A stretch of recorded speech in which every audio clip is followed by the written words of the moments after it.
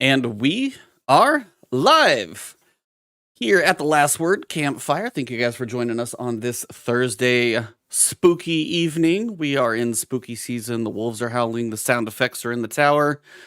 And it's just Travis and I. Cognito is not with us. The meta has consumed the Cognito. And currently, I think he's in Ireland for stuff over there. Looks like he's living it up, though. I will say, like, his pictures looks like he's, like, getting the full pamper treatment over there, so I don't think he's got too much to complain about.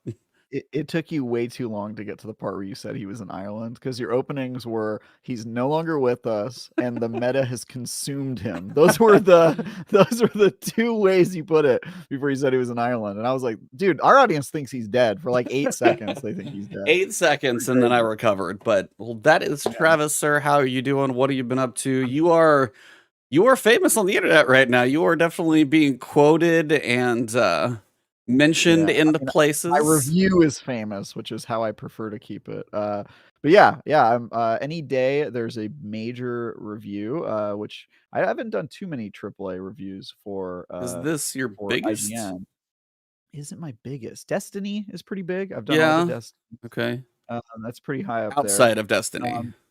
Outside of Destiny. There probably is one. Oh, you know what? I've done like a Legend of Zelda game. That's probably pretty huge. And yeah, some of the anime games they have like huge audiences, so those blow up. But anytime there's a AAA game and the review score isn't what people are expecting, which I think people are expecting middling scores, and unfortunately, I am afraid to say the situation is much worse, which we can talk about later on. But that my life has been very very hilarious today. Even like I saw Destin going to bat and and he's just like, fine, you can look at our reviews and everybody else's. You want to spend your 60 or 70, go nuts. Like at a point, Destin hates it even more than I do. Destin, I played multiplayer with him for certain parts of it. I actually helped him beat the game because I finished it before him, and he thinks it's a 3 or a 4. He's like very harsh on that game, and I'm like, yo, I don't think it's that bad. But also, I don't think Destin has played too many actually terrible games, so his frame of reference is a little skewed. Well, he's probably not. He's not had to wade into the Nerf Legends too much, so he's probably still a little sheltered. He's in an ivory tower. It's like that guy who said that Deathloop was his least favorite game that year. Oh, Matty plays, yeah. He doesn't understand my pain. Yeah, no, that's a different level right there. Well, what's up to everybody in chat? Thank you for joining us this evening. We do want to talk about other games, but I actually kind of want to save those for the second half, since I know some of you guys do come here for the Destiny show, much less our wonderful faces. Some people just want to see our wonderful faces and listen to us chat away about whatever it is, but I know some of you guys at least come here for the Destiny, and as that is at least a little poignant, as we've got some things to say about that as well, I figure we would actually jump in pretty quick. So we're going to kind of do the show in a reverse order of like what have we been up to and playing, switch it. We're just going to jump into Destiny. And this week kicked off Festival of the Lost. Kind of. It took about 12 hours to really officially get kicked off because everybody was on hold for a little while in that initial quest up.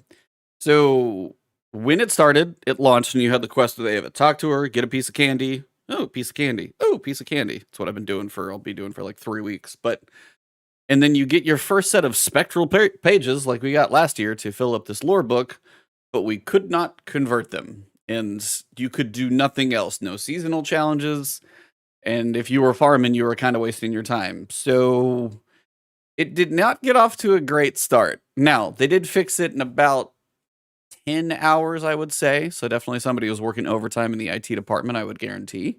But I kind of wanted to just get your thoughts that this is a seasonal event and the main quest to start the whole thing bugged from the get-go. Now, everybody can give things a hard time, but how do you think that happens for, I would probably say like 90% of the players? Because I heard if you didn't do the event last year, theoretically you could progress, but if you had done it before, I think those were the people who were screwed. So I don't know, maybe 50% since there's so many new players in the game. But yeah, I mean, I saw there were issues, so I just didn't log on the first day. I started playing yesterday, and I played quite a bit yesterday just to get my the ball rolling on it, and so I could talk about it here on the show. But yeah, I don't think that's the worst thing about the event. I'll just put it that way. No, we'll get to that. I think the way it started and the fact that they fixed it right away, I think is not that big of a deal to me personally. But there are plenty of other issues that I am gonna have strong words for later on. So we'll see. Well, apparently even like Ducky, who I know is like crazy raider, obviously in LordCognito's clan, and so it wasn't for everybody. I think Aztecross got to play a decent amount. Mine was bugged. So my issue was you go to do the haunted sector after you get a couple of pages, and you're supposed to convert those from spectral, which are spooky pages, to manifested pages that actually have words and lore on them, and then come back and put them in the book. And then you would basically be done and be able to go off and farm and work on all the challenges. But that initial quest was bugged. Maybe it was 50% of the player base, but that's still that begs the question. And even now, when you go into the lost sector, I do, and it says all spectral pages manifested right when I start. That still works, but the debuff is still there. So it's something weird is going on with the manifested pages, or some weird carryover trigger from, I don't know what it is. I'm not a developer, armchair developer at worst. So it's kind of one of those things. It didn't get off to the greatest start. But I want to get your thoughts on what is your biggest gripe about the event? Let's start there. See if you can make this a list. What is your biggest gripe? My favorite child, or in this case, my least favorite child. Yes. I guess my least favorite thing is that it is an identical event to last year. That last year was free, and this year they want you to pay for it. That to me is nuts. That's like the biggest miss in my opinion. Like, it is identical to what you got last year, and last year you got it for free. This is not a trend that I like.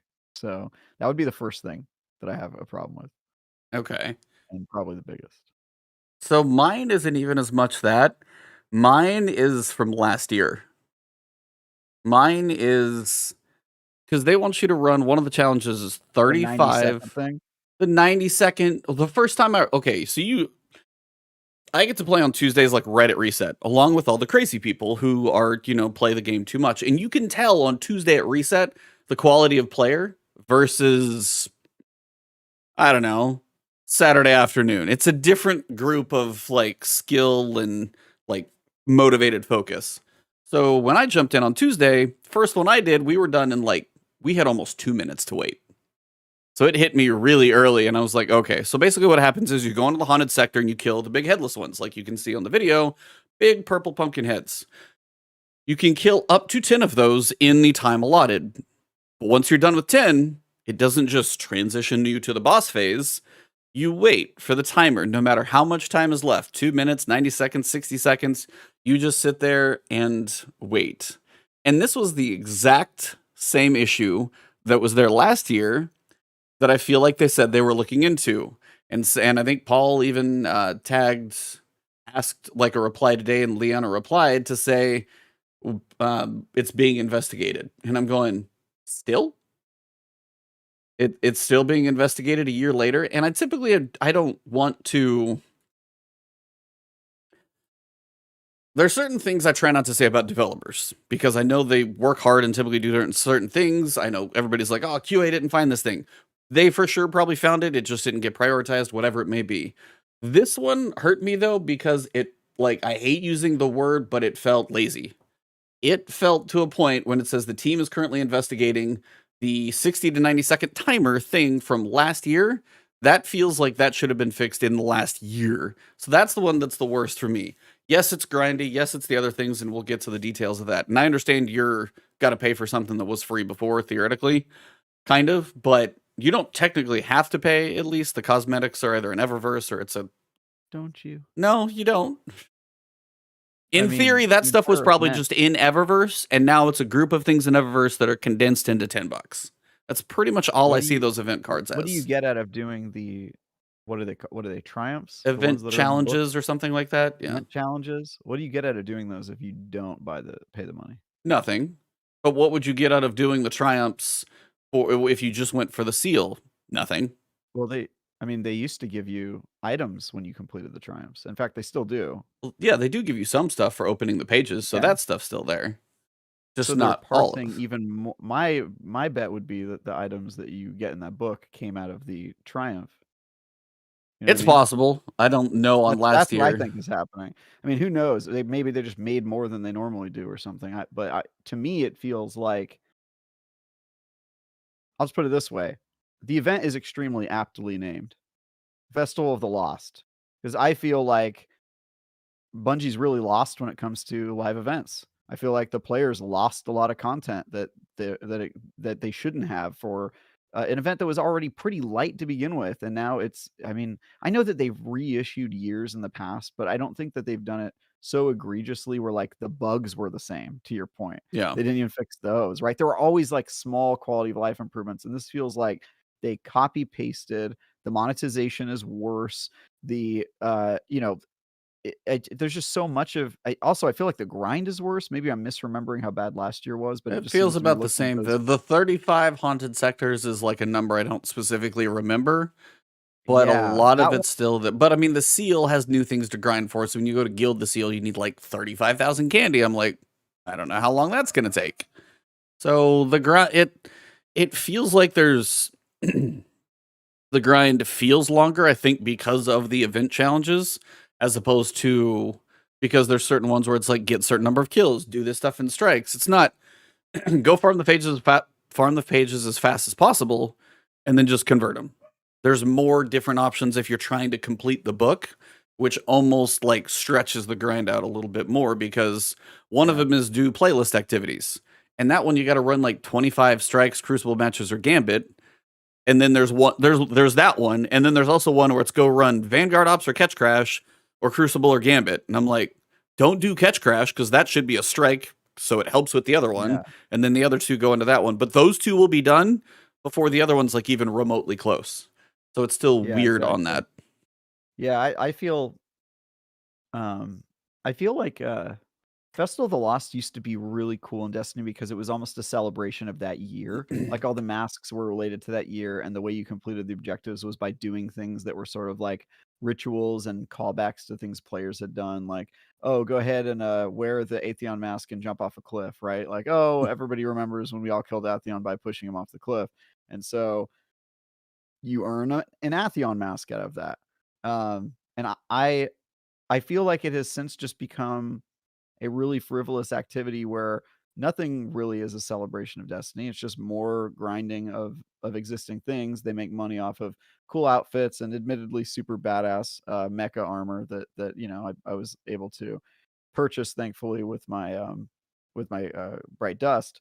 But it just feels like they really lost the spirit here in an attempt to make it more, I guess, more like give you stuff to do, right? Yeah, it's Because like a the checklist. original It just festival, is a different yeah, one it's now. like a checklist. Because before it wasn't really like, hey, here's all the stuff you have to do. It was just sort of like, hey, this is kind of a fun thing for a couple days in Destiny and for the players and that sort of thing. And now it feels like it's sort of it got projectized, like they really were like, time to make this a whole like project. And this year they just copied their own work from last year, which is really disappointing.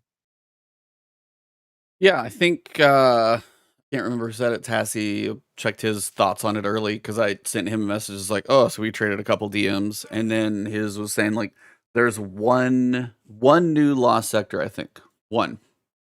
You do some on the moon, you do some on Nessus, you do some on EDZ or Cosmodrome, and you're gonna run enough of those that's all gonna blend together. But yeah, it's like it is very copy the exact same issues it had before, bring it forward, add a longer checklist to it than we had previously. Now, maybe they made more cosmetics and put those in the event card, but it does feel like now you've got to either spend money or a large chunk of bright dust on the mech armor, which half the people voted for, half the people wanted the monsters.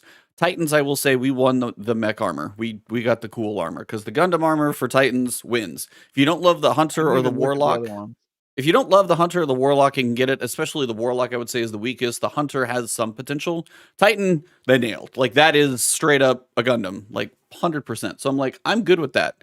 But even if you guild the title for the event, you can't earn it that way. There is no other way. And again, that's how the Eververse works. It's going to be Bright Dust, which you can accumulate and spend every so often, or you can spend some money for an armor set that an artist built. And that is how it's going to work. It's probably not going to change. Like, Datto had his thoughts out there today, and he's just like, it's the Eververse. It's not going to change. Just get used to it. That's what's going to happen. It just would be nice if there was something. Like, even somebody in chat when I played and it was kind of broken was like, the masks. None of the masks you can even, like, transmog to be ornaments. Just to be goofy, you can't make them a universal ornament. They only attach to the haunted mask or whatever it is, and you can't use them as a universal ornament later on, which I'm not a big fan of either, because I think one of the masks you can buy for silver. Like, you're telling me I'm going to spend silver on something that I can't actually use universally the whole time? That doesn't feel right. You can only apply it to masks, right? Yep. So I was not a fan of that either. But yeah, like, I would say my biggest issue was the timer. I mean, they are pretty generous with the guns, I will say, because every time I run a haunted sector, it's 2 or 3 weapons every time. Now, some of, like, Horror Story doesn't seem to have the origin trait, but the other 3 seem to. They give you a God Roll Sniper when you finish the quest. Like, that's... What did you think about that, by the way? Because that was bugged for me, but then when I finished the quest, it seems like that went through, so I did end up getting a copy of, like, the opening shot, snapshot sight, range. Did you feel that took anything out of it? For some people, be like, here's a PvP God Roll Sniper when you finish. Like, you don't even have to grind much for it.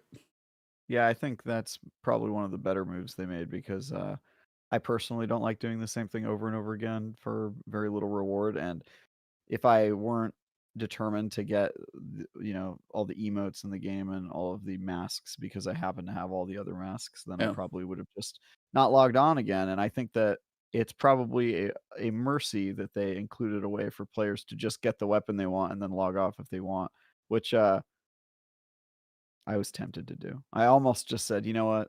Get your sniper and go. I did this last year. I almost just said, you know what? I can say I played Festival of Lost, but then I looked at some of the other stuff and I was like, all right, look, I'm going to try to do like 3 of these Lost sectors a day, and I'll see if I can beat it in like 2 weeks. And if it takes me more than that, then, I'm probably just going to miss out and have to live with it. That's my thinking. Yeah. It's not exciting, man. Remember when you used to be excited about the seasonal events? I mean, it does feel, they feel like they have a different take. It was it might have been Guardian Games or Solstice when you could actually get a decent run at going for some of the armor that was, like, very well specifically statted. That felt like it had more of a purpose.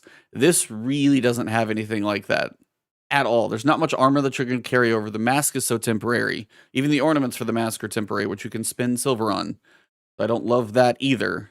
And then it comes around to same event as we had last year. Go farm the pages in all the public events or investigation missions or strikes or whatever you're going to do, and then go run.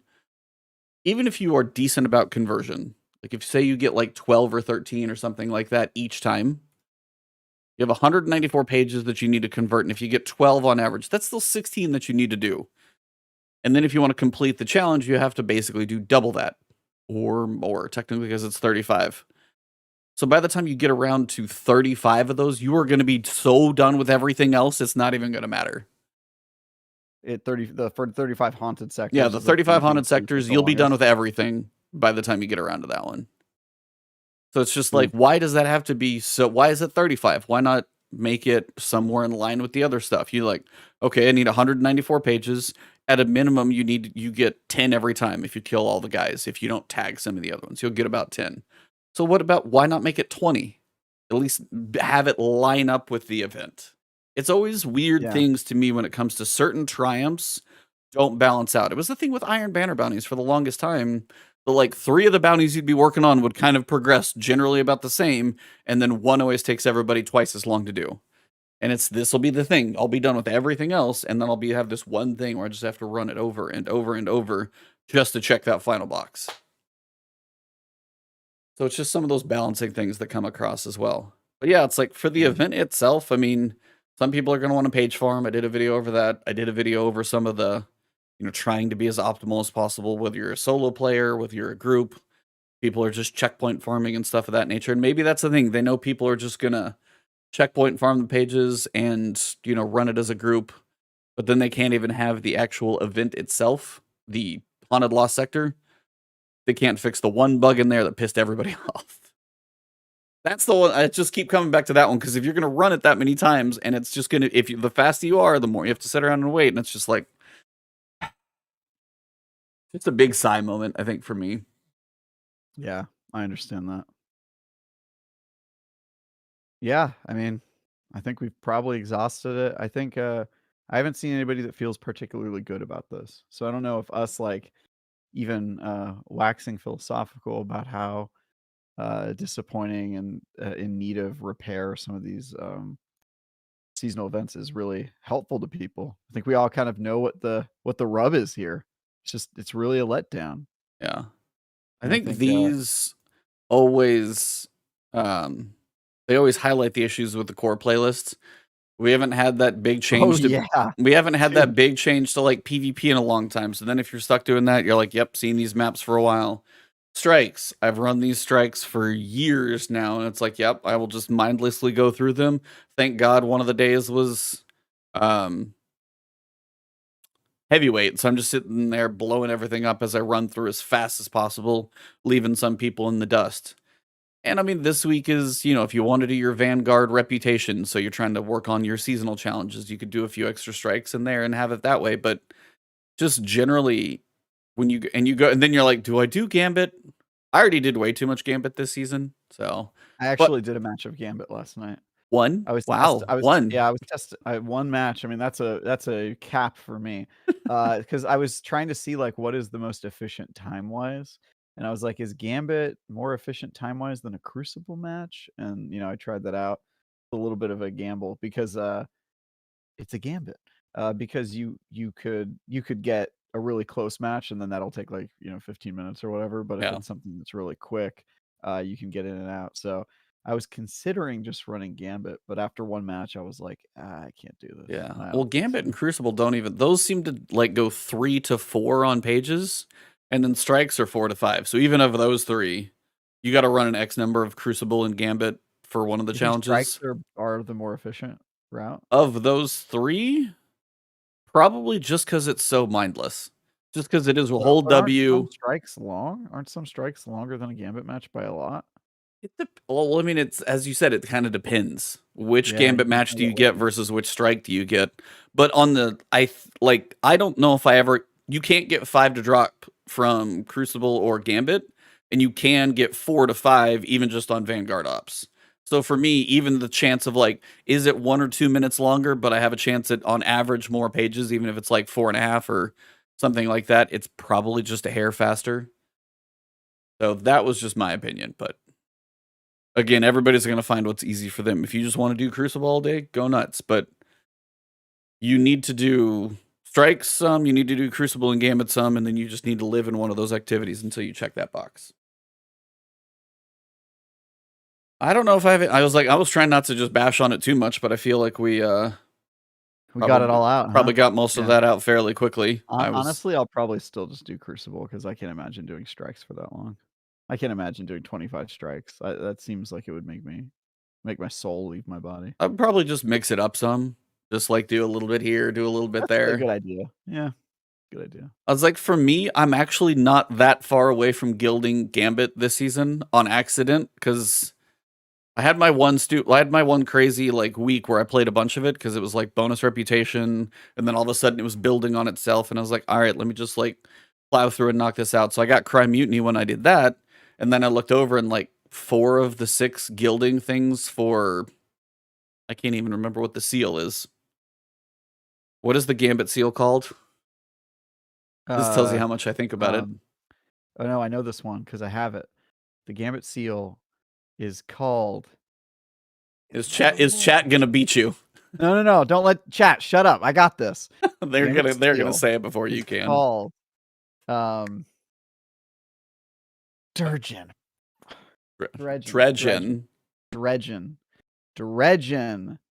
So I'm not that far away from gilding that, so I may as well get at least one of the pips at some point and then be done with it, since I can actually say I gilded that one. But yeah, it's going to be a lot of the same. If you're looking for Jurassic Green, can get incandescent. It can get golden tricorn. So there's a couple things that pulse rifle can do. Incandescent on a pulse, I don't think I've got. So it's like, if I can get one with incandescent, I'll probably take it and run. They gave you a sniper rifle.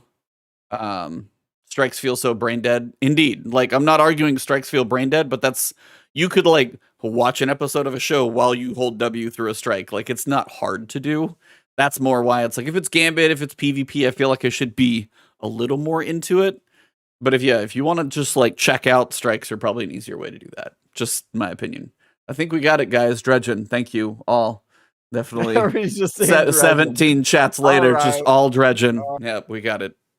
Well, I didn't get it right. Okay. I couldn't. I actually, you know what's funny is I thought I was super close, and then somebody wrote, Dredgen or Durgeon as a thing, and I went, "Oh wow, I was nowhere near." Like I would have never guessed that. It was not coming to me. That was just that had left my mind. We also got an update on Tuesday to kick off Festival of Lost, but it actually had some of the changes. We talked about some of the ones with like bows and pulses and scouts. One of the things that did not happen though was Rangefinder did not have its like auto aim fall off distance changed. Like that patch, or that didn't make it into the patch somehow. So sidearms are just stupid right now. So if you do enjoy sidearms, they are slightly busted in PvP. And if anything still has Rangefinder on it, go have fun with it until they fix it. Most everything else that was supposed to change did go through. I was trying to see, they did a couple of things like Ruffians will no longer despawn when the drill phase ends. Additionally, their spawn rate has increased by 7%. What does that mean?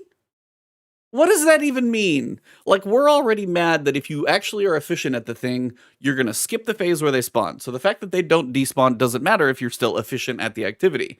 But now they increase their spawn rate by 7%. Well, I think people wanted more Ruffians, right? Because they're trying to get that I know they triumph, do. really but I'm like, what does it mean when is it just the random ones in the things are up by 7%?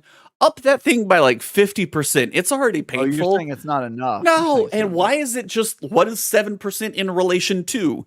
Is it relation to 0.1% chance that you'll see one in the middle of a run anyway? It's such a, it's like increased by 7%. With what was it before? What is it now? What are the actual thing? Like, we're this far into the season.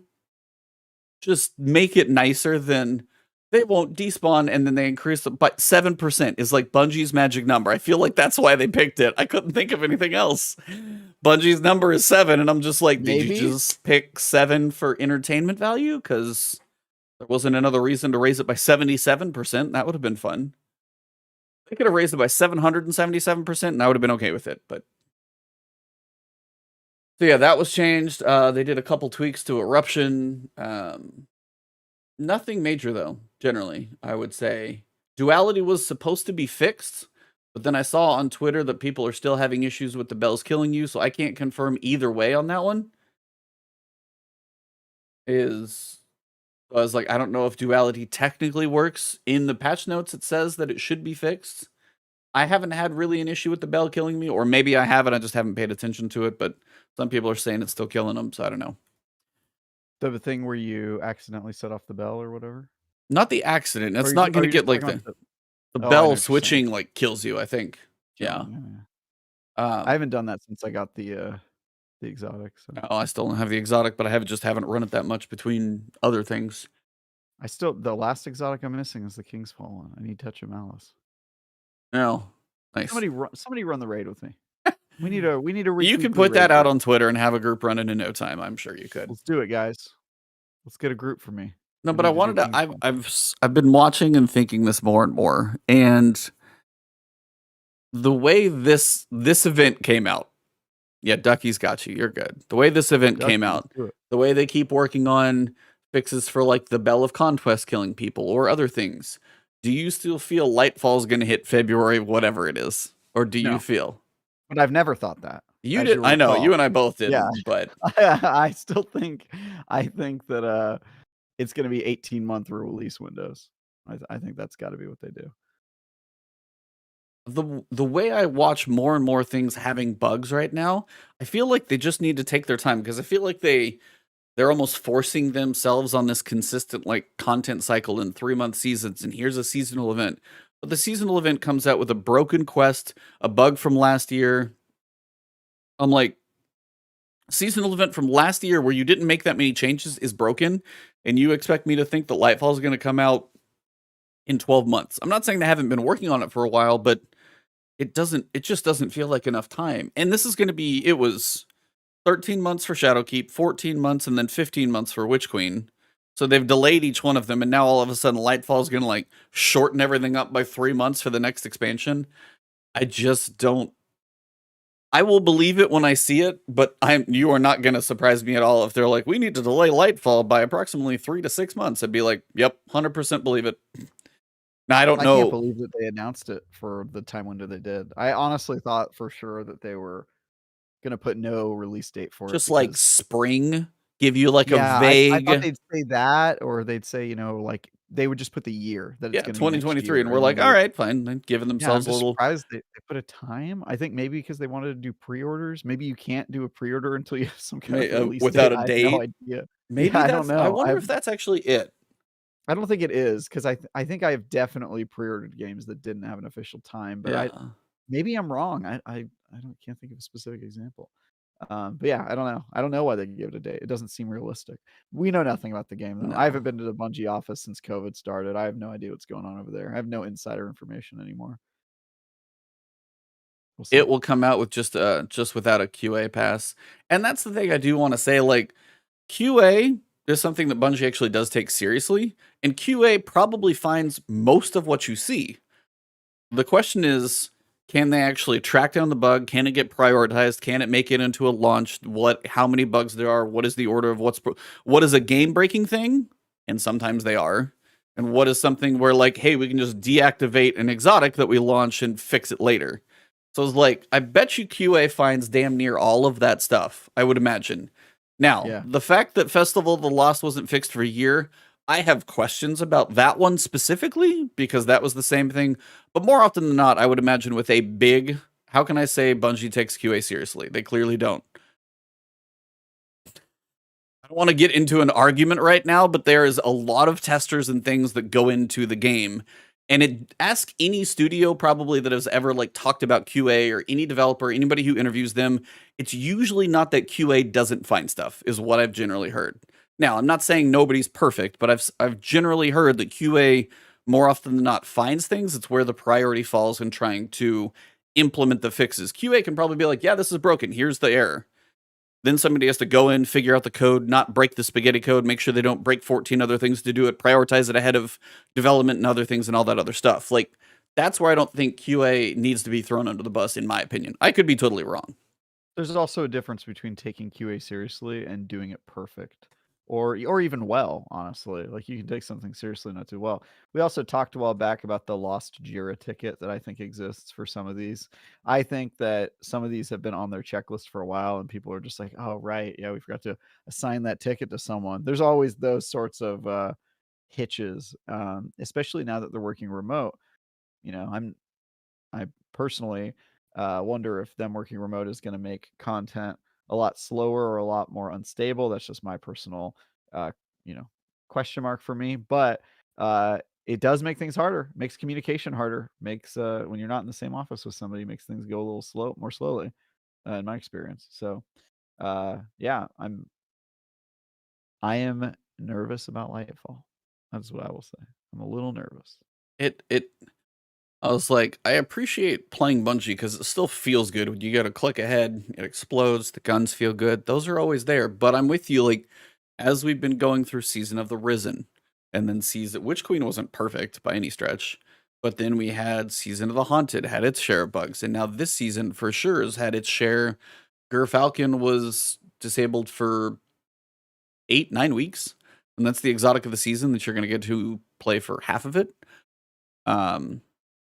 It does seem that it's one of those situations where I am nervous about the 1-year time frame. I think that's probably the best way for me to phrase it. I am nervous about the 1-year time frame, giving them enough time to put out a polished expansion.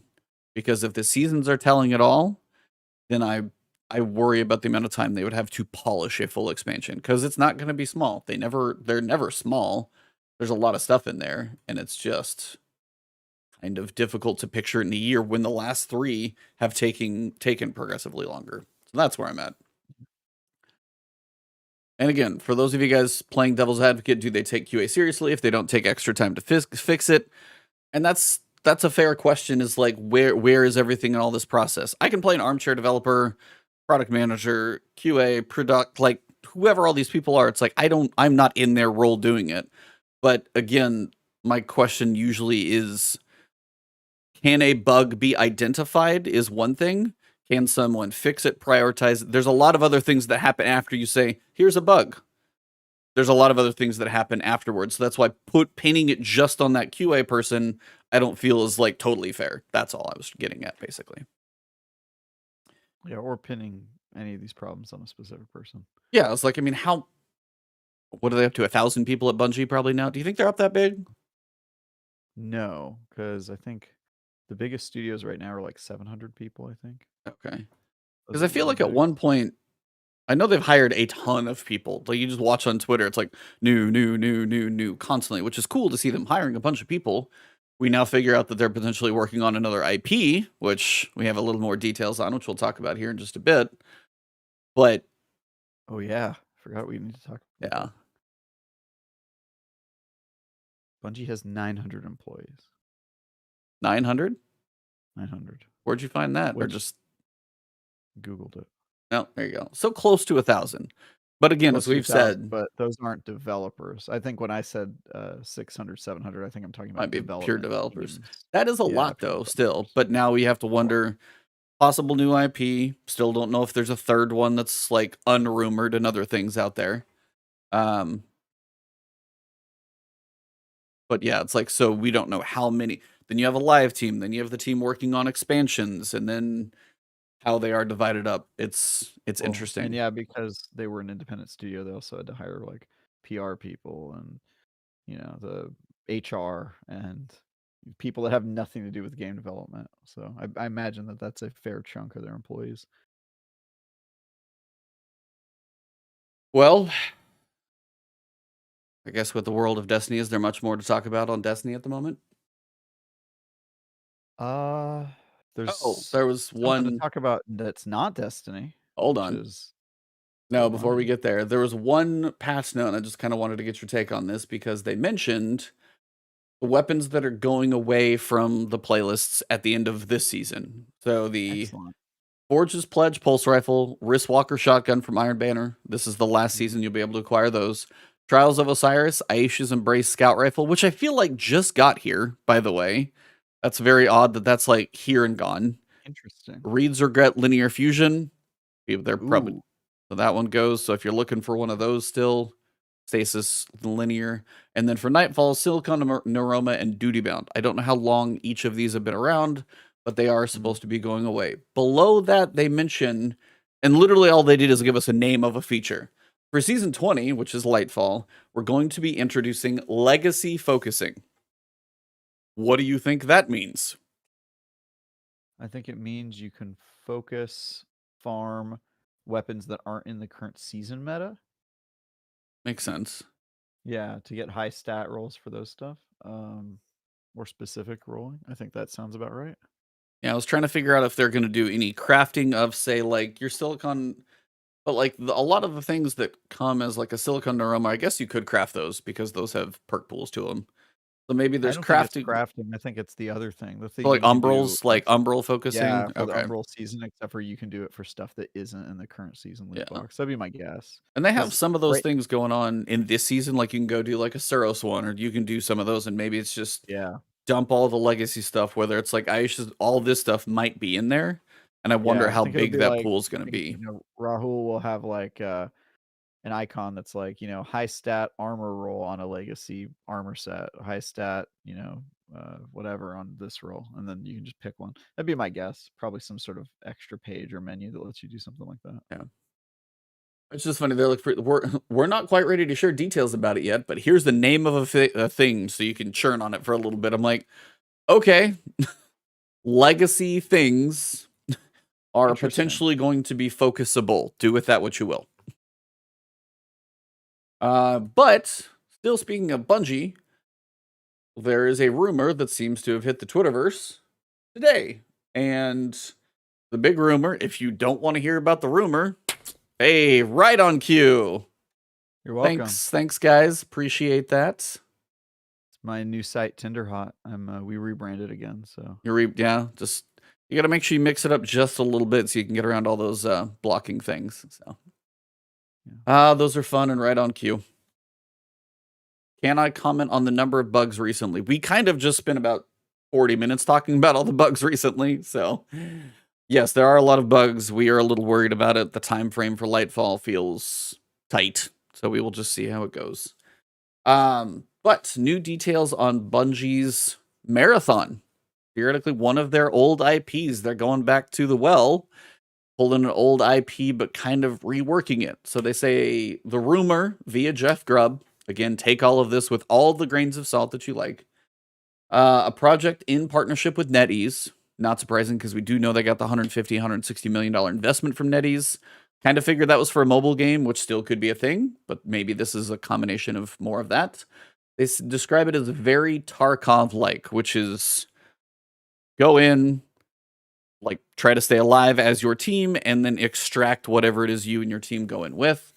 Big focus on no load times, very minimal queue times, likely free-to-play, live service. Not a shock on live service because we know Sony wants live service IPs. What they do. That's what highly they do. Customizable character. It's not a bad thing. And authentic Bungie FPS. If they can nail the shooting experience in a different IP, that alone will just be impressive because, you know, Halo Bungie has a track record of feeling good. So they How could they not nail the shooting? I was like, if not, then I don't know. Yeah, it's like I don't know if they could release a game, especially if it's a shooter from Bungie that doesn't have a good shooting experience. But I was curious your thoughts on. I don't know damn near anything about Marathon. I don't know if you do, but the feeling of like a Bungie Tarkov live service, free to play. Thoughts? About what I expected. Okay. It's about what I expected they were working on. I figured they were going back to basics. I figured it would be multiplayer centric since that's the main thing that Destiny 2 is kind of lacked and is obviously not the focus on. And free to play, not surprising. I think Destiny should be free to play. Maybe think about doing that. And then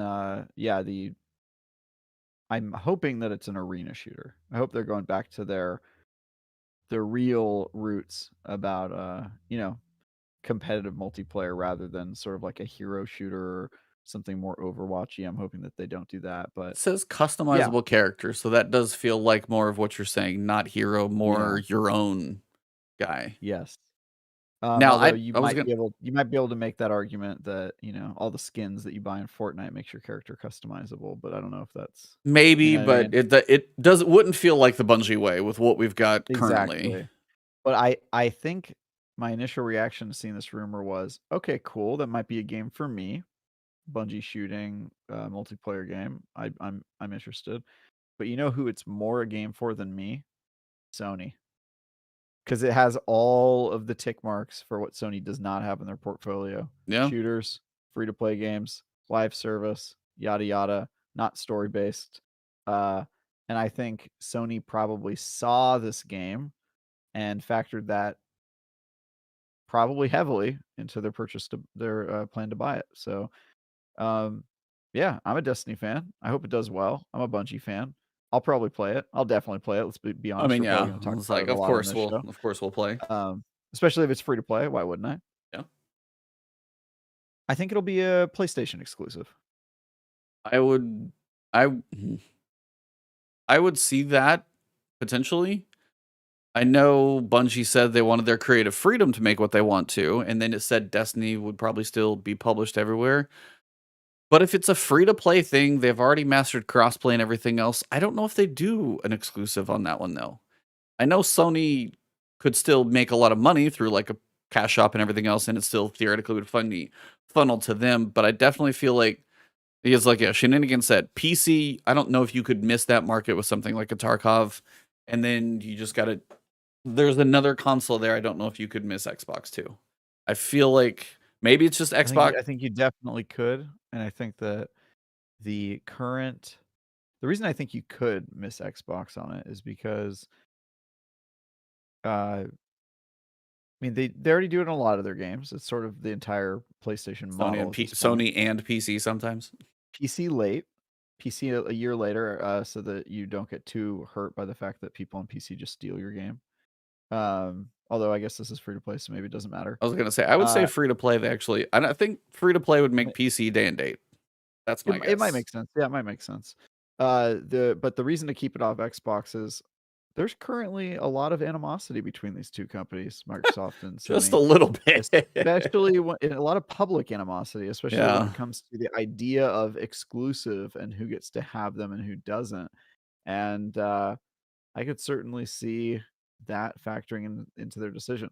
Now, I will say the one thing that maybe helps this game being on Xbox, depending on the timing, is Sony is currently trying to play like if they didn't have Call of Duty exclusive, Microsoft would be able to put them out of business, which of course is a ridiculous statement. But I could see them putting this on Xbox to be like, see, we share our games. Big bad Microsoft is the one who's going to take the games away. Yeah, but like both of these companies are talking out both sides of their mouth. I mean, yeah, Sony has all the exclusives in the world, and Microsoft's like, oh no, we're a third player. You're a $1 trillion company. Like they dwarfs. They could buy Sony with like half their money from Game Pass. Like it's one of those points where the money. I know Game Pass made a lot of money, not that much, but like Microsoft could buy Sony. Now, would they ever agree to it? No, it'd be a hostile or something. But like Microsoft is massive. So they can just throw money at the wall until Game Pass has enough people until it works. On the other side, Sony, Final Fantasy has pissed off so many people. Of course you have exclusives. So no, like it's just hilarious to watch the posturing back and forth, being like, no me, look at me. And it's just hilarious too. Well, Microsoft is making a disingenuous argument by saying like, oh, you bought Bungie and Haven, so we're going to buy Activision Blizzard, which is like, what, 12, 15 times bigger. Oh yeah, Bungie or something like that. The purchase is like, well, I heard some billion, something like that. 69 billion, which is I hear about the size of Sony. So one of their like they bought I think Sony's over 100 billion. They've got to be at least 100 billion. But yeah, it is a lot. It's a lot of money, and I think Sony market cap 82.84 billion. Not that far away from you're like away from how much vision costs. So I think they're making a disingenuous argument about that. But on the other hand, the law as it's written is, the only legally the way that you can block a merger is if you think that it would reduce player choice and reduce competition. And I don't think there's a good argument for how that happens with Activision Blizzard. I don't think you reduce competition by having Activision Blizzard get absorbed by a company. It's already an enormous company that was bloated and probably deserved to die. So to me, it just feels really bad. And then Sony's argument that they could be foreclosed by Microsoft is a ridiculous statement as well. So it's all just a bunch of dumb posturing. But if there's any hope for this game to get on Xbox, I think it maybe is that posturing, but I kind of don't see it. These companies kind of hate each other right now. I think this game, if Bungie has any pressure at all to put it only on PlayStation, and I think they probably do. I think there's a good chance it goes only on PlayStation. It'll be interesting because something like I haven't played Tarkov. So again, when you go down kind of some of this list, like NetEase, I feel like that's not too big of a factor because Sony owns Bungie at this point. So I feel like Sony's the bigger player. NetEase just has an investment beforehand. The Tarkov piece, I feel like PC probably has to be there partially because of free to play. You want a big player base on a free to play game, especially something that's multiplayer based, especially if it's like squads. Like free to play makes sense. PC, Sony, sure. At that point, it would be one of those. I don't know if the fighting back and forth. It's hilarious to watch. As like, and you can go down that rabbit hole if you want to. I still feel like if Bungie can take advantage of their ability to use crossplay as successfully as they do now, maybe that would probably help the console player base be larger theoretically, because I don't know how consoles. I don't even know if Tarkov is a console game. Tarkov might just be. I honestly don't know. I'd have to look it up. I mean, it has to be a console game. Like all these games have to be on PlayStation. I think that's like clear.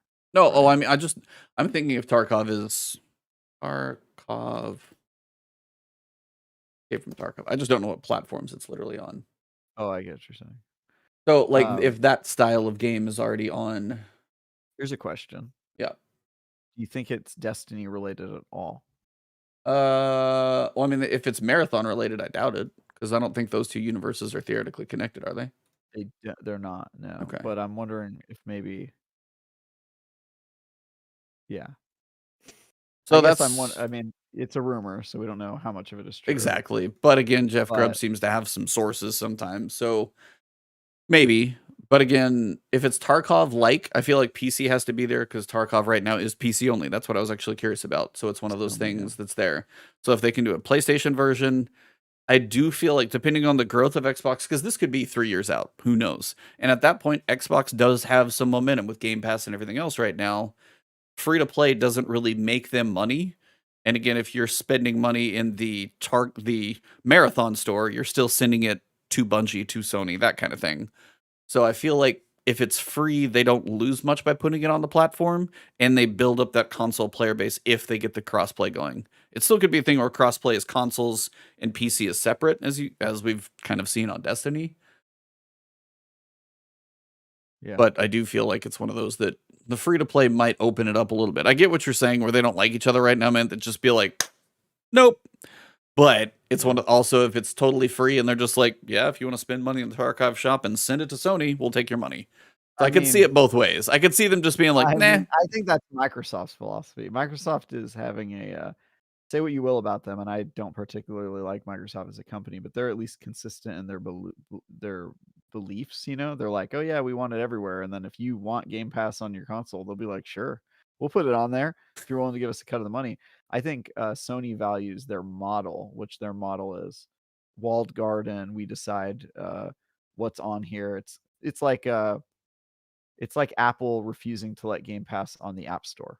Yeah. You know what I mean? It's like that thing. They have a walled garden and they have an interest in protecting it and making sure every purchase is going through them. And I think Sony has earned the right to that. They have that because they're the market leader and they have been for 20 years.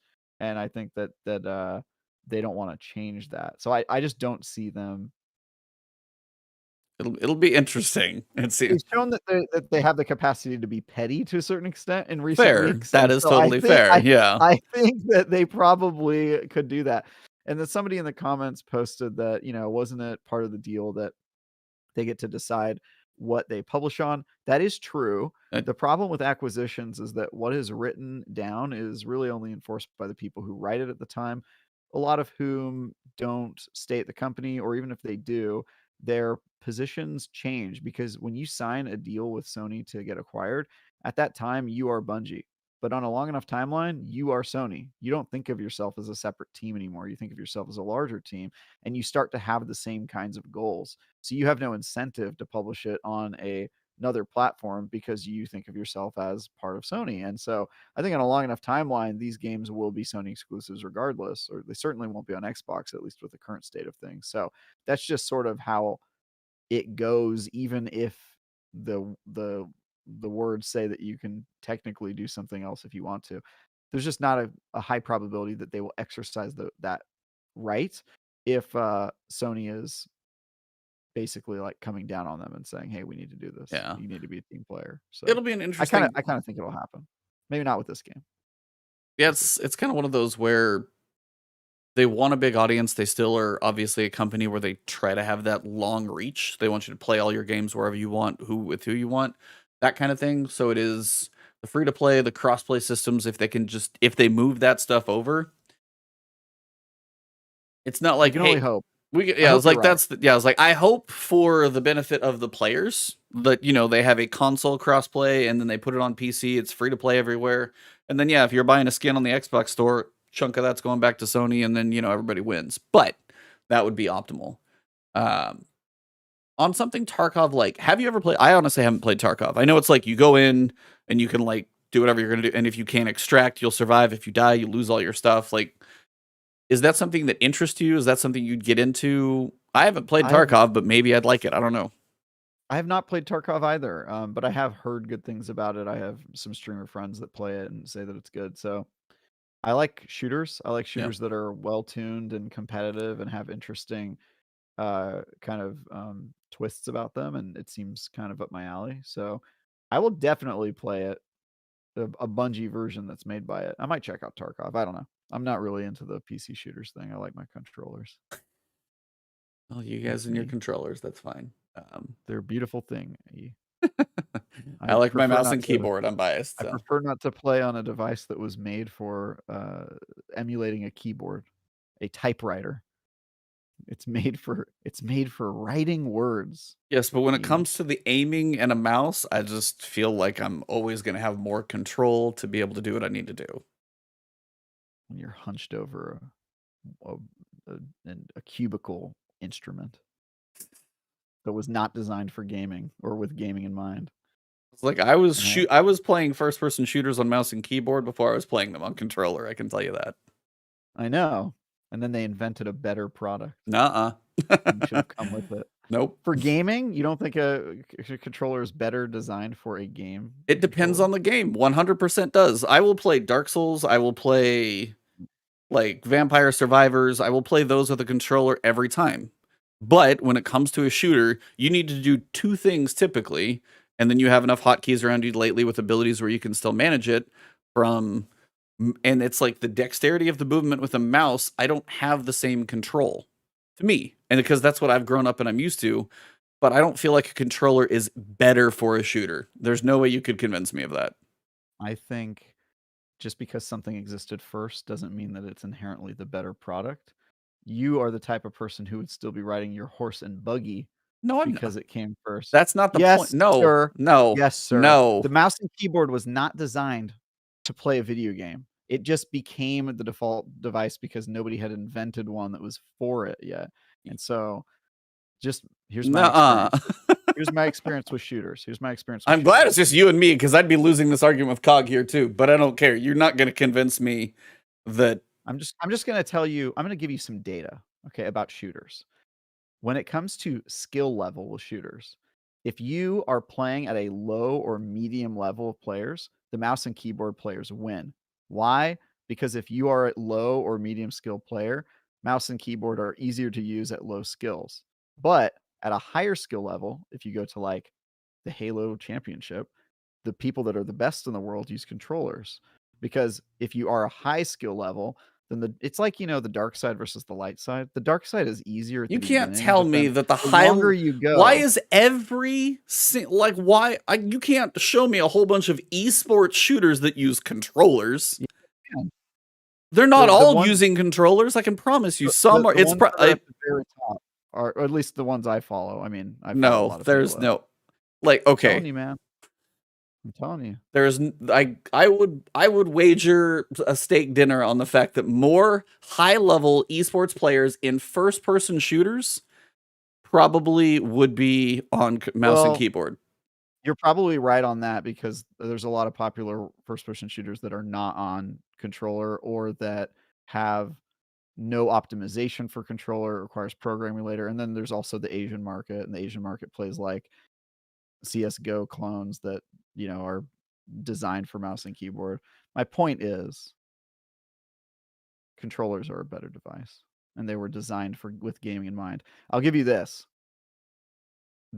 I'm living with the assumption that everybody's playing with bumpers, because I've been playing with bumpers for years. If you don't have bumpers on the back of your controller, then you're probably just going to get your ass kicked to a mouse and keyboard in general, because you have to take your finger off of one of the sticks to hit the face buttons, which is an insane thing to me. But yeah, if you have a device that was made to do something, I think it's going to perform better than a device that was born out of convenience.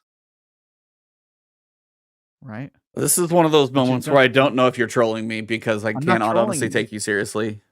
There is no way you can tell me this, like, a gaming keyboard wasn't designed for gaming versus a controller. It wasn't. It's literally a typewriter. It's an electric typewriter. That's what it was designed for. Is it not? Why does it have 40 extra buttons if it's I'm designed for not gaming? saying you use. I'm just saying the dexterity of being able to aim with both hands. It's like the small amount of movement that you can get from your arm or your wrist or however you use your mouse versus trying to be as dexterous with your thumb when you are trying to aim a gun and you're able to move and hold. You're not trying to like come back to center. And the fact that you can actually have faster movement with the mouse and keyboard. Sorry, it's like we are just going to agree to disagree. Okay, how on about this? How about this? I will agree that keyboard is better when I can find anybody who can beat me using one in a shooter, including you. How about that? You don't think I can find somebody who can beat you with mouse and keyboard? I can do it. I'm just waiting to find one. Waiting to find one. Let me ask half of the guests we've had on this show, and they would mop the floor with both of us. All I'm saying. I mean, okay. Okay, let me. I'm gonna literally send a message to Physics right now. He's the first one that pops in my head. Does he play on mouse and keyboard? I gotta ask him, but I gotta know now. Are you? What if he doesn't? Then I'm just gonna ask another person. Then he gets to be on my team, right? Yeah, like I mean, I'm not saying I'm a high skilled player, but when it comes to that Frost, yeah, Frostbolt will kick your butt. Sorry. Sure. I mean, I probably shouldn't be using Destiny as my use case thing, as my Destiny game time now is like at an all-time low, but yeah. All I'm saying is you can be high skilled at both. I'm not arguing that. But you're also saying your controller is just better, and I cannot agree with that because it's not. No, it's not. It's a better device. And I think that the people at the very high level, you take the best person on controller and the best person on keyboard, and I think the best person on controller will win. I think it's superior input. I was like, yes, Sir Demetrius. Like, you can just go down the list of any high level person in Destiny would just mop the floor with you. Oh, in Destiny, yes, but that has to do with Destiny. Okay, go look at. Do you think you're going to beat Dr. Lupo in whatever he's playing? I don't know Pick whatever. You don't know. I know who these people are. I don't know anybody. Okay, fine. I don't pick know somebody in your Pick somebody in your office who's a high skilled. Destin. No, he's not. Oh well, he claims to be. Okay, well that's different. You can claim it. By the way, he played Rainbow Six Siege against the people at the IGN office who are like the best at Rainbow Six Siege. I would get walloped in that game. So and guess who won? Who? The team playing on controllers in Rainbow Six Siege, and the team playing on mouse and keyboard got their butts whooped after laughing at the team for playing on controller. This is real. This is documented. You can go and watch these videos. All I can tell you is like go look at any like tournament event and tell me what input method. Okay. They're using happening right now. They're all using controller. That's Halo. Halo is a very specific. Okay, go look up any other shooter. Keyboard, why aren't they winning? Show me the people winning on mouse and keyboard. Because I have actually heard Halo sucks on mouse and keyboard because they didn't design it as well.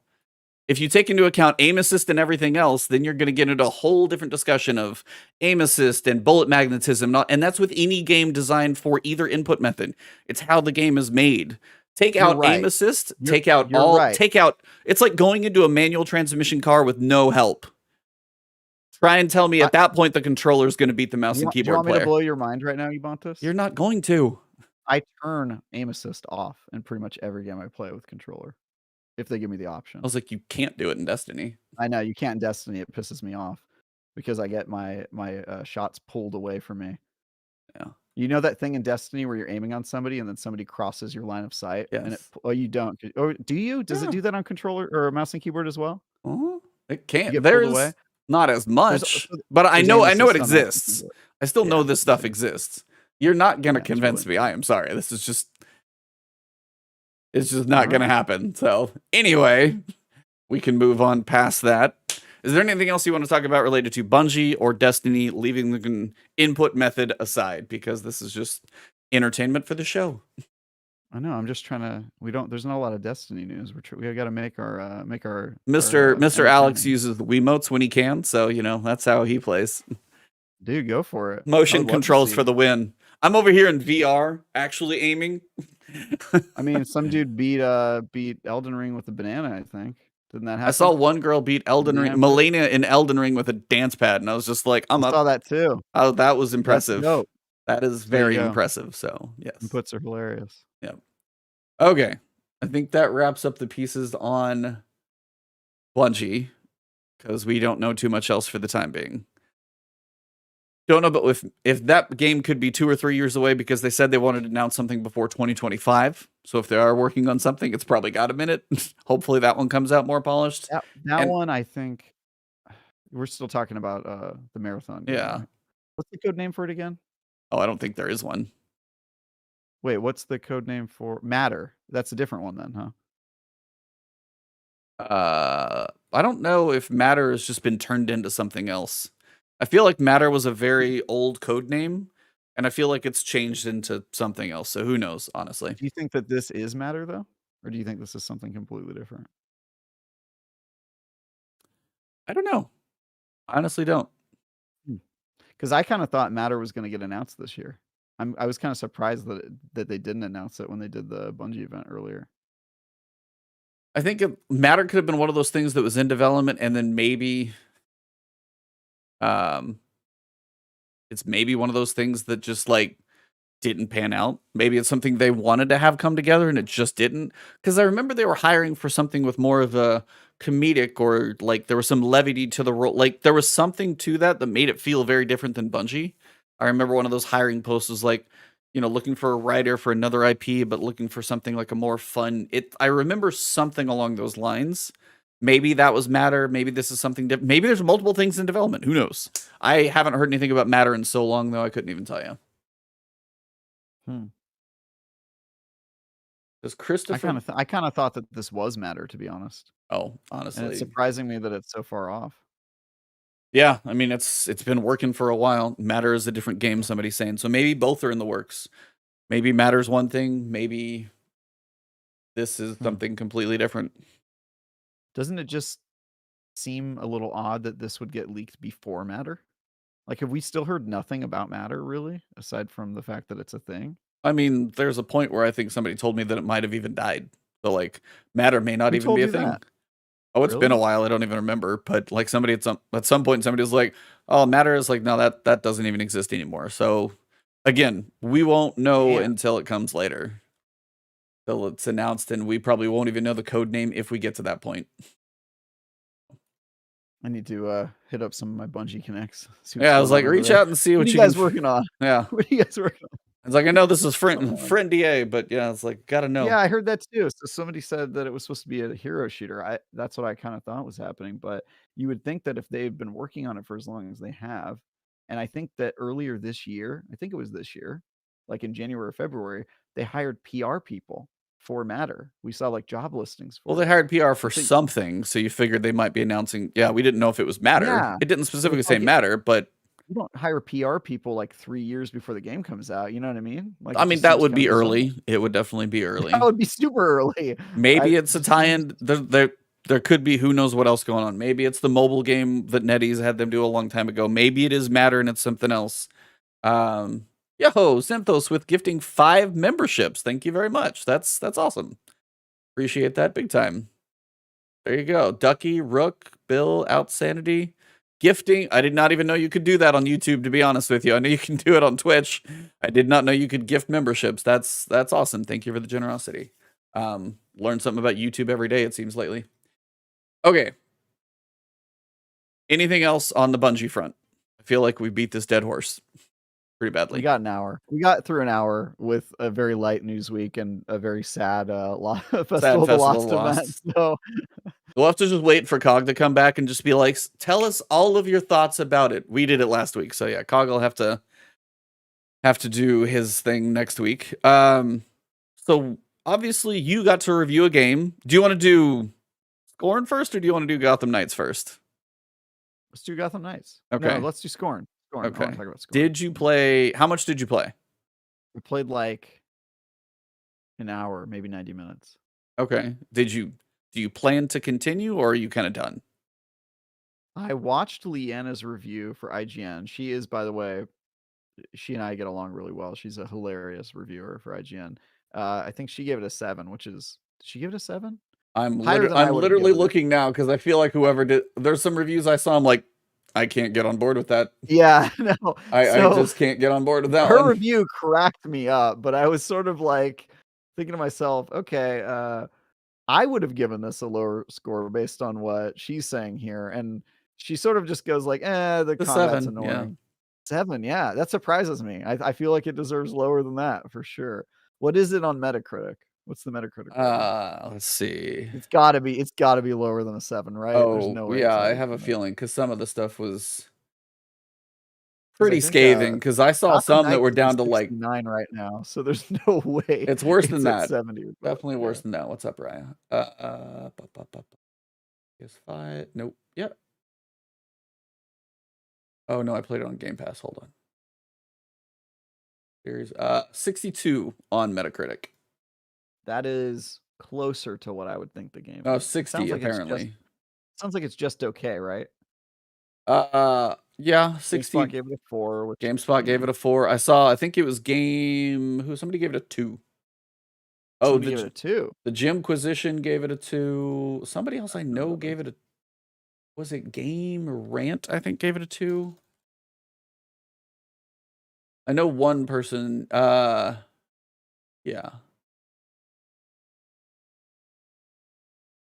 I'm looking now. Yeah, 1 out of 5 stars.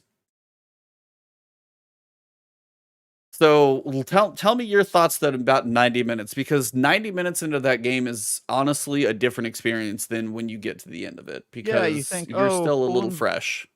You think cool environments, some interesting puzzles that are maybe not that difficult to solve, and kind of boring. That's my takeaway after 90 minutes. So even right there, I was sort of thinking probably a 6, just based off of what I've played so far. But when I watched the review and saw that there was combat and how bad it was, I was like, yo, that is atrocious. That's pretty. Shout out to Tinderhot, everybody. Hit me up. Oh, yep, they're back. Hey, Tinderhot, what's going on? Let's get you out of here. Appreciate that. So I was talking about Scorn, and they were like, "Oh, you like piles of flesh, do you?" Yeah. Okay, so I played it on stream. I played it in one stream. It took me right at about probably 6 hours. So it's not a long game. No. It probably would have been at 5.5, but one stupid opening puzzle piece was just like, I didn't hit one button where I should have like interacted. And so I was like roaming around trying to figure something out. Then once I figured that out, I had like every other piece of the puzzle from that section done. So I was looking through the IGN score guide, which I do actually kind of like how you guys have words and ideas behind this. So she gave it a 7. Playing a good game is time well spent. I already don't know if I can be on board with the first sentence. I know. I do. I remember all of these descriptions by heart because I read them so much. So yeah, I know what a 7 means. Could it be better? Absolutely. Maybe it lacks ambition. Is it too repetitive? Has a few technical bumps in the road, or is too repetitive? It's a great joke. But we can't. Yeah, I was like, get it? Because it's been there twice. Yeah, but we came away. I saw actually a joke kind of like that. It was for programmers. It said infinite loop, reference page 252, and they were on page 252 in the like book. And I was like, nice. But we came away happy nonetheless. We think you will too. And I'm sorry I can't get on board with the 7. I'm sorry, Leanna. I would love to meet you, hang out, buy you a beer, because doing reviews is no joke, but I cannot be on board with the 7, and I played the whole game. 6. These recommendations come with a boatload of ifs. There is a good game in here somewhere, but in order to find it, you'll have to know where to look, and perhaps turn a blind eye to some significant drawbacks. So that sounds at least where this game sits for me, like at the high. So you got Mario Party 10, Assassin's Creed Chronicle, I don't even know China, Wolfenstein Youngblood. Oh, you didn't play that one? No. Those were Assassin's Creed Chronicles were the 2D Assassin's Creed games. Wolfenstein Youngblood, I heard should not be a 6, by the way, from what I've heard. I reviewed that game, and I think I gave it lower than a 6. I was going to say, I don't think a 6 belongs on that one. So 5 is mediocre. This is the kind of bland, unremarkable game we've mostly forgotten about a day after we finish playing. A mediocre game isn't something you should spend your time or money on if you consider either to be precious. They'll pass the time if you have nothing better to do. Fallout 76, Crackdown 3, there you go. Rook's in the chat, like, Youngblood was bad. Like, I heard Youngblood was really rough. Youngblood was bad. And we won't go lower than 4, but I'll read 4. For one reason or another, this is bad. These games made us wish we'd never played them. And it's that description alone is surprising. You have words below that. Even if there is a good idea or two in there somewhere, they're buried under so many bad ones and poorly execution. We simply can't recommend you waste your time on it. Legend of Korra, Medal of Honor Warfighter, Aliens Colonel Marines, WWE 2K20. So based off of that description and those games, I think it's easily not a 4. Do you want to read 3 and 2 so you can know the games I play? Yeah, I was like, I'll read the 3 and 2 just to give Travis credit of what he goes through, because he's got a... There's one listed on 2 that already cracks me up, but we'll get there. So 3. You're welcome. We just saved you from making a terrible mistake by buying this collection of poorly executed, bad, and unoriginal ideas, or even playing it for free. While a bad game generally has some bright spots, an awful one is considered unenjoyable.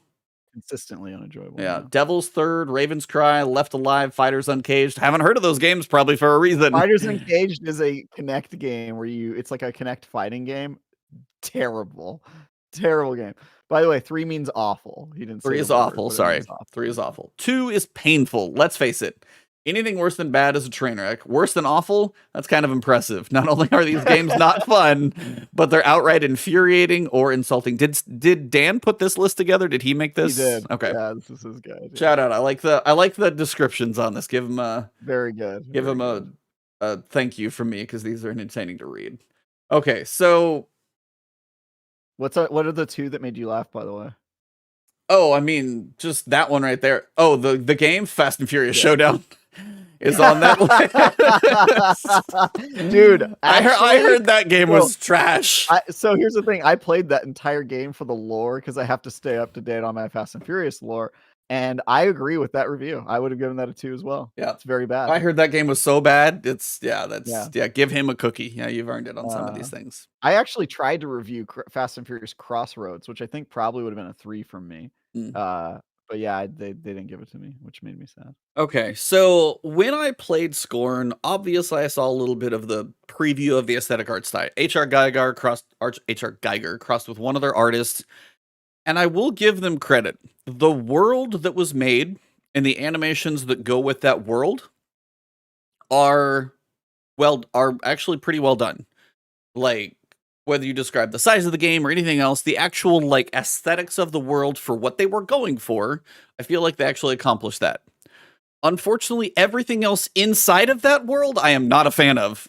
Because when it comes to the story, it is more vague and obtuse than any Souls game ever. They tell you basically nothing. It's probably some giant metaphor, which maybe it went over my head, but that's totally, I could maybe have a guess by the visuals at the end, but I'm still not entirely sure by what happened. It's not, you don't see a preview for that game and think this is going to be a puzzle game. That is not I'm kind of into that, though. I like puzzle games. I do. I like The Witness is one of my favorite games on PS4. The Witness was fantastic. Such a good game. Oh man, because like I've never once had like a notepad learning another language. Like that game was fantastic. Like that was a journey that was well worth going. Yeah, if you haven't played The Witness, please, miles and miles ahead of this. So you get to the puzzles and I'm like, okay, figure out it's usually like, here's a room, move a couple things, do what you got to do. The puzzles weren't overly difficult by any stretch. They were generally pretty easy, just sometimes a little frustrating. Just because of like, okay, let me go run over here. Because doing a puzzle in like first person is different than like manipulating things that you can just see on screen. So I like The Witness is like, here's the little board you got to move around, or some bigger interaction, which I don't want to spoil too much.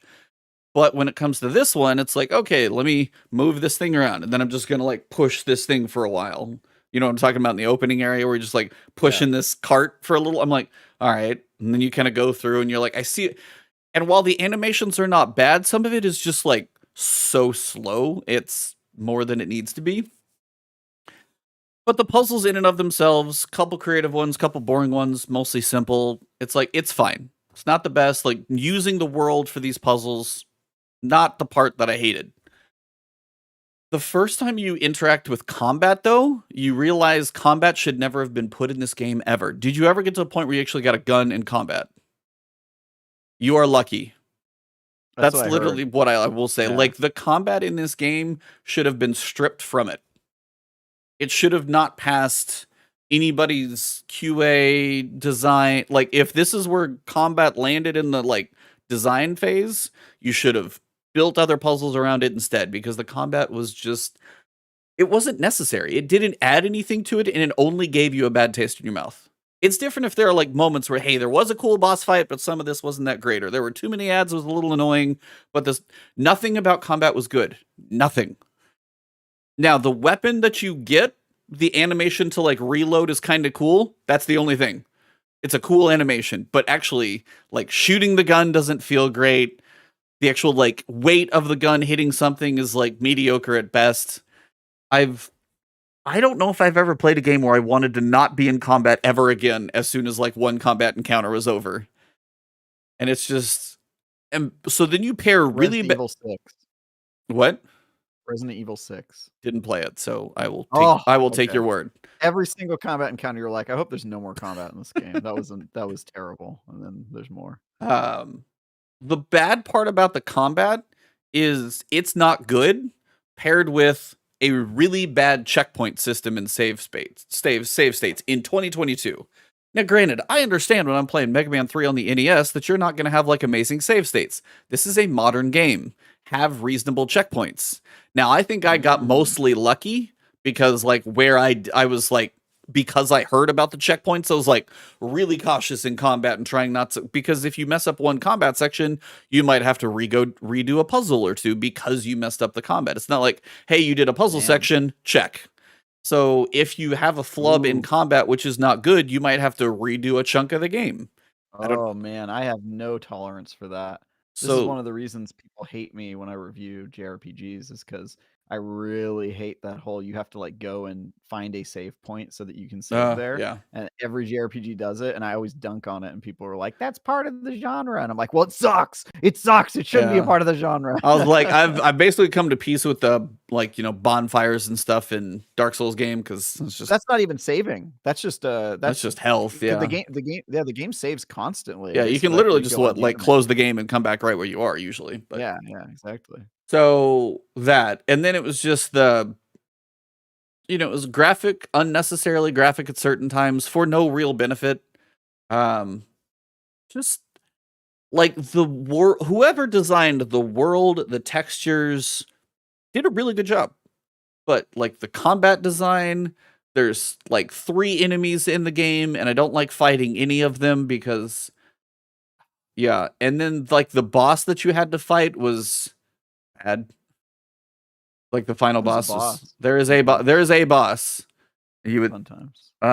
That was a whole experience that I had to do like twice, because I've played just damn near every Souls game except Dark Souls 2. I can generally figure out how to beat a boss. I could not figure out what would trigger a certain way to do damage to a boss at a certain phase. I could not reliably do it. I got it to happen enough times to finish the encounter, but I could not reliably just make it happen without... Was it a skill thing, or you didn't understand the puzzle? Honestly, it's one of those things, like, I don't... Like, the skill, I was able to, like... It's a pretty small arena, so there are a couple places where you could kind of get close, but still have just enough cover to kind of mess with it. And I could mess with it that way, and you can see through some of the cover. It's like a cage kind of thing. And I could, like, see what I saw the interaction, but like, okay, I need to be able to be near you when that happens. But then I would go set it up again over and over, and it was just very unreliable to make that happen. And this is all while you have like 12 bullets and yeah, it's like I don't even explain too much there. But it was just, all of that didn't seem to be mostly worth it. And then when you got towards the end, one of the puzzles is you actually have to move fast when you haven't moved fast like the entire game. And it's not in a very obvious... I figured out what it was trying to make me do, but I just didn't. And if you didn't quite do it quite right, or it's a point to where there's a time... It didn't teach you the fundamentals to solve that puzzle. I actually didn't have a problem with the puzzle. I could see how many people would be frustrated by it. It was the point to where if you didn't go the path they wanted you to, the magical timer would end, as opposed to if you go where they want you to, you would have to have enough time to do the proper thing. So it wasn't a real timer. It was to make sure you go on this certain path timer. Make sense? Got it. So when I got done, I was just like, well, that was something. And I was like, all right, everybody have a good night. Turned it off. And I was just like, man, that was a waste of like 6 hours. So it's like I'm sitting here trying to figure out if that always feels so bad. So where would you be? Where would you I'm be on the review scale?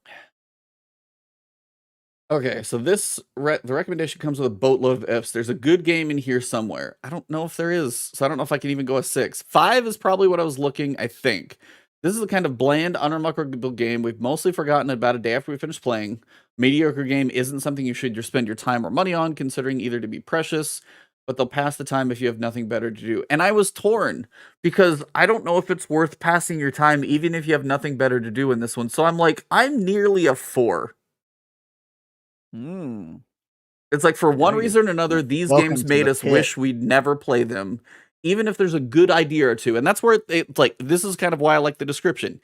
Even if there's a good idea or two, the world design, like the aesthetic of the world that they were going for, the artistic, like, H.R. Geiger thing they were trying to build, I think that's reasonable. And the untold story / metaphor probably could use to be fleshed out. Maybe that's there, but they're buried under so many bad and poorly executed bad ideas, like either not confusing puzzles or bad boss design or awful combat that shouldn't be in the game. I can't recommend wasting your time on it. I think I do fall on a 4 by that description. I think I do. Like, I think I'm probably a 5 because it's mostly a puzzle game, and I think the puzzles are pretty okay. Like they're all right. They're okay, probably but it was just like they're not amazing. Like when I got done, I gained nothing from playing that. So mediocre is like, it's okay. Like I played a couple. No, mediocre is less than okay. Okay is a 6. So okay is a 6. Mediocre's got to be. Read the description again. Give me a taste. This is the kind of bland, unremarkable game we've mostly forgotten day after we finish playing. Mediocre. That sounds like scorn to me. I mean, that's what I was like. I'm unremarkable. Yeah. Yeah. I was like, I don't know if it's completely so bad that it's a 4, but like when I watched a couple, definitely not a 7. No, it is not a 7. Yeah. I will happily buy Leanna a drink because we have different opinions on things, but no, it is not a 7. I'm between a 4 and a 5. Toss up on that. Yeah, I think Leanna enjoys these types of games, like really into puzzles and just kind of like walking around and enjoying the environment. I think her expertise is actually strategy games and like those sorts of big, like what was the Kingdom the one that Come Deliverance? No, that's a I wish. That game's awesome. The game's an RPG. No, the one where it's like a lineages and it's a real-time strategy game. Oh, I think I know what you're talking about. Yeah. Kingdom Crusade 3 or whatever. Okay, yeah, like Crusaders 3 maybe, is that? I can't remember the name of it. But anyway, I think it's like games like that. So just very different tastes from me. I actually like those games too, but I can't abide crappy shooting mechanics, and I think she probably is more tolerant of that sort of thing than me. Crusader Kings. That's Crusader Kings. There Crusader you go. Kings 3. Yeah, it's a good game. I wish I would have had more time for that game. Yep. So yeah, I'm probably a 5 or a 4 for if it was a 20-point scale, it'd be a 4.5 between these two descriptions. Like that's, if I was gonna put a number on it, it'd be about there. Like there's certain things that are so egregious to me that I don't know if mediocre is fair to sell someone. It's an okay, like it's free on Game Pass, and I'm just kind of going, I don't know it's worth your free time. Exactly. You still pay if you get a game for free. You just pay in time. I would say, so here's the fun thing about the IGN review scale. If you're a 4.5, that's a 4. Then I think I do fall on a 4. I think you're a 4. You know, if you're a 4.9, it's a 4. It's a 4. You round down. You round down. So yeah, that was my experience with I was like, oh, saw this, came out, just jumped on a stream, and then I was like, all right, moving on. Now you got to play a 5. So you get to play one better than I did. You got to play Gotham Knights. Now, this is also one with mid reviews, it seems. We've got I think it's got a 69 on Metacritic. Yep, currently a 69. I think the PC is actually lower. That makes sense. So I wanted to see, PC is 66, Xbox is 68, PlayStation 69. So. Wow, PlayStation's the highest. Y'all are starving. Guys, it is not a 6. I hate to break it to you. Definitely not a 7. So what's interesting about the Metacritic page is if you go to all the big websites, they're like listed at the top because Metacritic prioritizes like the better known outlets reviews, right? So when you first go to the page, you see nothing but like negative reviews because all the big outlets gave it pretty bad scores, I think with the exception of one. And then all of the big scores, the high scores that are bumping it up are outlets you've never heard of. Like I think somebody gave it like a 9.5 or something like that from some outlet like that. Like there's some up there where I'm just like, it's like how? And I can get into There's my an opinion. 85 by Game Grin. Game They Grin, state, well-known outlet Game Grin. while separate from Batman Arkham Games timeline, Gotham Knights proves there is room on the block for a second AAA Batman franchise in the gaming world. The only question is, who will you choose to play as? Yeah, no. No, I can't abide that one. Here's my problem with Gotham Knights, and you can read 3,000 words of my problem with Gotham Knights on IGN.com if you care, but it is it is a Batman game with a bad story, so that's already really irritating to me because the Arkham trilogy, and I guess if you count the fourth one that was made by W Games Montreal, which I don't think was a very good game. Okay, hold on. Sorry, I found the 95. Before you get into yours. There we go. That's what I wanted to see. So this is from Gamers Heroes. Gotham Knights is up there with Elden Ring as a Game of the Year contender is the first line.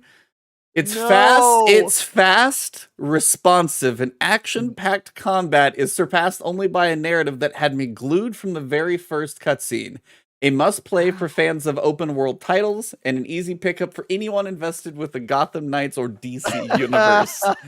Now, I don't know Gamers Heroes from anybody, but from what I've gathered on a general consensus, I don't think it's a Game of the Year contender. Even the preview footage I saw never had it there. I joked with you before that I thought it was going to be about a 6. Yeah. So wait, before people start going off in the comments because I see like who paid them off and stuff like that. People do not get paid money for review. Well, they get paid money to write the reviews, but they don't get paid money to give certain scores on reviews. That's not a thing in any website. But I will say this: 2 things. 1, people have different opinions about things, and sometimes those opinions are extreme outliers. And I find that the extreme outliers exist mostly at small outlets. The reason for that, there's less vetting, right? A lot of these people aren't even getting paid. I would bet you that this guy who wrote this review at Gaming Heroes is not getting paid. It might be his first review. It might be that he's not very tenured. It might be that, there's a million reasons why somebody might give it a 9.5 and later regret it or whatever. Yep. The other thing is that some small outlets, and I can speak to this because I worked at one, and I'm not saying that this is true about Gamer Heroes. I have no idea what their outlet is like, but I will say smaller outlets and YouTubers, hate to break it to you for those of you who like YouTubers, they are under way more pressure to give high review scores than larger outlets. Why do you say that, Travis? That sounds insane. The reason I say that is because when you are part of a small team, or if you're a YouTuber and you're a team of one, there's no separation between church and state when it comes to the business side of your channel and the editorial side. I work at IGN, so there's an entire separate team that deals with who's going to buy our ads and who's going to pay for promotions and that sort of stuff. And we do not talk to them on the editorial side. The editorial side is independent and they don't have to worry about that stuff, so that when we give a negative review, we don't have to worry about how that impacts the business. It's not our problem, right? Yep. And if you work at I've worked at an outlet where the editor-in-chief, the person who's making all of the content decisions, was also the person who owned the business. And when you do that, it means that if you give a bad review of a Nintendo game and then Nintendo cuts off all your review codes, it actually hurts your bottom line. Right. And so some of these guys are under more pressure than most to actually give better review scores because they don't want to ruffle feathers. Yep. Not saying that that's what happened here, but just so that you know, nobody was paid off for this. It probably was either an error or a rookie reviewer or just an outlying personality who isn't probably suited to write a review, because I don't know who you're helping if your opinions are just completely off the wall and don't reflect what most people think. Or, it's an outlet who is maturing and trying to make connections with publishers and occasionally going less harsh on games than they probably ought to, if they're being fully honest. So I don't know which one of those is true, but it is not a 95. Certainly not. Certainly not a 9. And There's a lot of 80s actually on the PlayStation. I'm scrolling through like a couple they pages of are, 80s. but how many of them are from outlets you recognize? Let's see. I'm gonna go through just the 80s and see how many I I think recognize. there's one that I recognized in the 80s. 1, 2. 2 total. Who's VGC? No idea. Yeah, 2 that I know who are. What were the 2? Dexerto. I've seen that one just pop up enough, but the other one's Screen Rant. I just know them from movie stuff that I look at in movie news. Okay. Yeah. So interesting. I mean, Not really and sure. Italia though, you guys differed quite a bit. Oh yeah, that's true. Did they give an 8? An 79. 79. Okay. Well, they also use a different point scale, so I don't know if they're. I mean, even that rounded down, that'd still be a 7. So exactly, but I could see a 7. I know people who gave 7s, and I'm like, okay, I get that. That's fine. But I think if you gave it a 7, you should probably expect more from your games. That's all I'll say. So the problems with it, if you liked the fluid combat in the Arkham series, it does not have that. It's actually a very stripped down and not smooth at all combat system. It doesn't have the counter system. So where you would tap the Y button or triangle to block a blow and then hit them back and all that. Yep. That's gone, which is crazy to me. Hmm. It doesn't have a good story. Okay, see, that's one thing I was wondering about because, like, is that one almost like I wondered now with the reviews and the combat, just kind of heard some things that I don't want to go through. Like somebody puts together the YouTube video, the entire story. Is it not worth even like the story? No, it's not worth the story. Okay, I had heard different things that like the story actually was one of the better pieces. No, it's really not, dude. It's really not. Like basically the story is like the most predictable thing ever. Like every twist and turn like right when they do it. There's some stuff I don't think people in the chat want to be spoiled on this game, but there's something I could tell you right now that they foreshadow so much all the way throughout the game that you're like, dude, please don't do that. Don't do this thing I know you're going to do. And then when they do it, you're like, God damn it. Why did they do that? It's one of those where you're like, I can see this coming from a mile away. Yeah, you can see it coming a mile away. Every reveal is super obvious. And it also has this thing where like the Court of Owls is supposed to be the main villain in the game, and they are terrible. They're just like the most like limp villain ever. They basically just do nothing to stop you. Like you find out that they exist and then you just dismantle them. Like without resistance, really.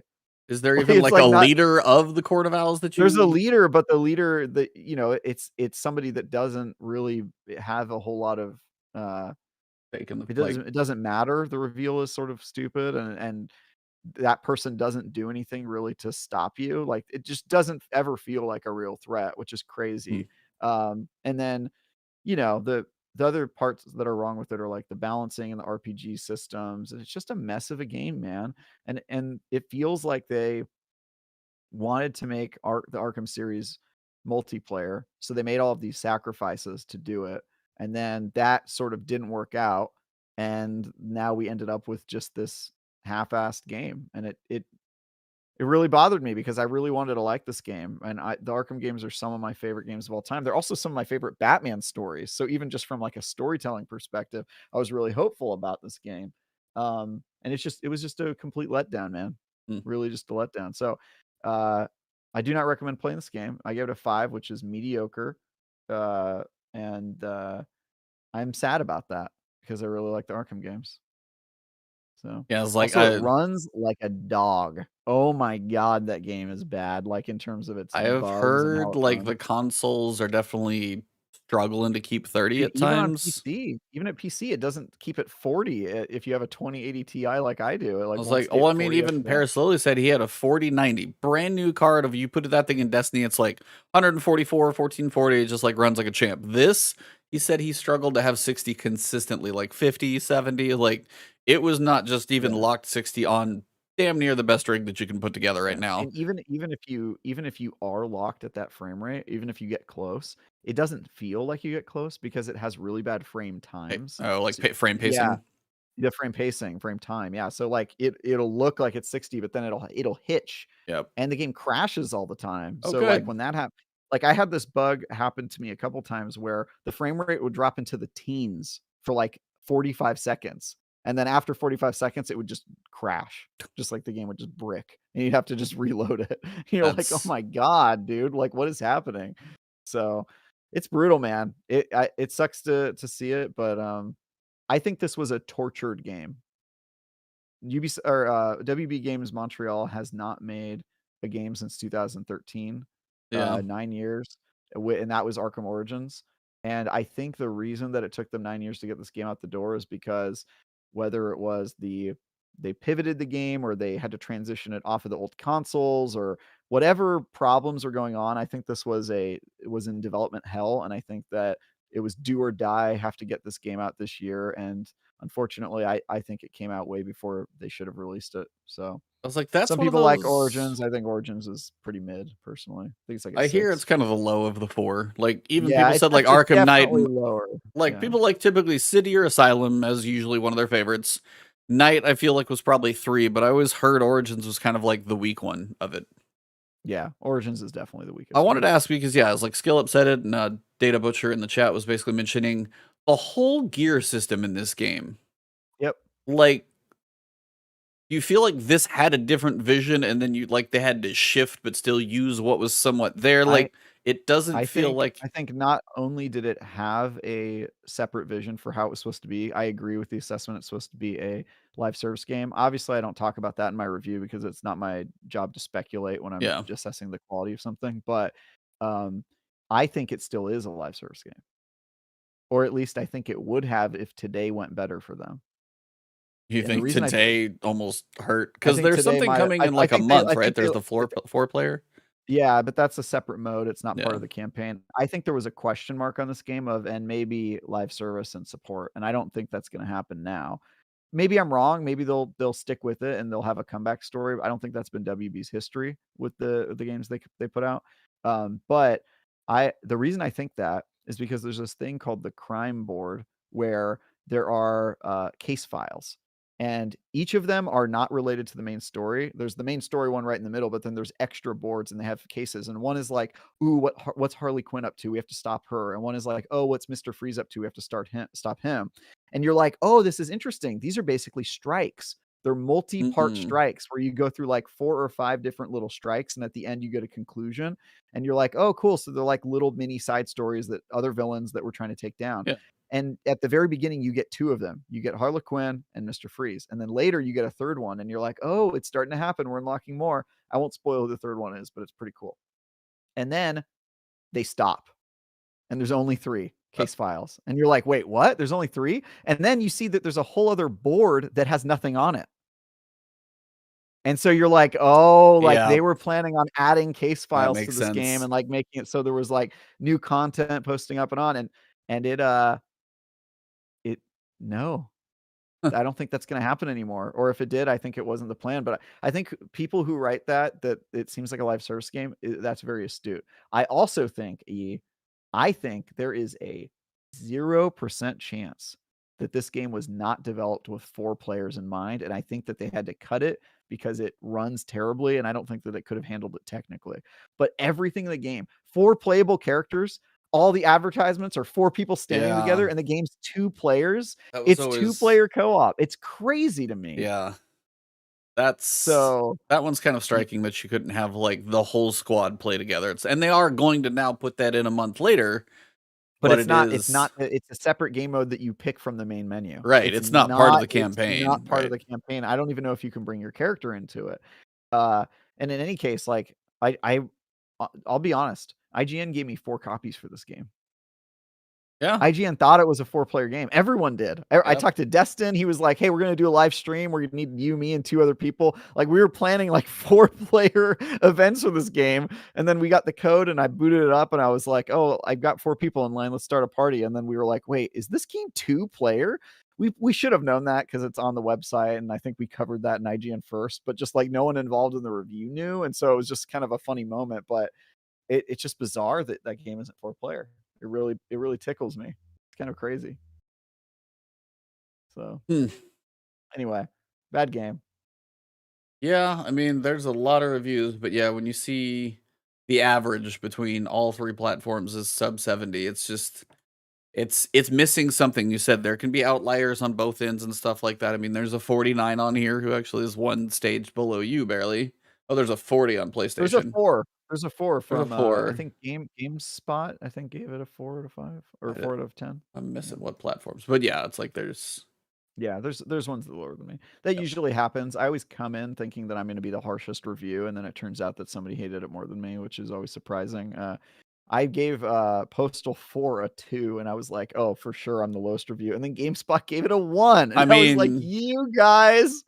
I know. it probably should have been at that point, but yeah, it's Yeah. always tough. I don't know. I can't. I need to reread what our definition of a 1 is, but I kind of remember it being like this game basically doesn't function, and I don't think that that's true of Postal 4. It's just a really, really, really bad game. Mm. But yeah. Well, I will say on a positive note, I've also been playing Vampire Survivors. Nice. I That hear game good is things. it's free on Game Pass, the early preview, and I think $3, right? It's $3 on Steam or something. yeah, it's like it officially launched 1.0 today, and it might be Yeah. $4 or $5 on Steam. If you want a fun, just twin stick with actually surprising amount of depth, I will be honest, like there's more to it than I thought there was. It is a like worth every bit of $5 when other games out here are not. And it's like it's not always about the fancy world and all, like, you know, it's just a fun game.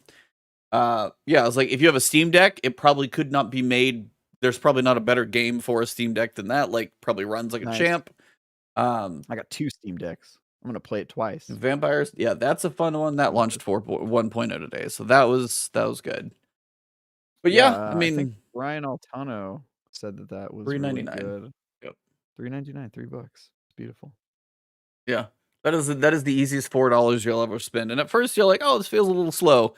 And then after a few runs, you get into one where it's just like you have a lot of upgrades and chaos is going on, and it's just amazing and hilarious to watch at the same time. And there's a demo I played with Steam Neck Fest called Soulstone Survivors, which is like a kind of higher res version of Vampire Survivors. So if they can get the depth, because the demo only went so far, but if they can get the depth to that game that Vampire has, then that'll actually be a really fun one too. So. Yeah, that's cool. Well, that is all I got, man. Yeah, I'll pitch. I also reviewed a game a couple weeks ago that went live on Monday. A Plague Tale Requiem. That's right. I've heard better things. Yeah. I haven't played the first one. I still want to kind of work through You that before I should play jump the into first one. It will surprise you. So it was made by a very small studio that got backing from like a third tier publisher. What is it?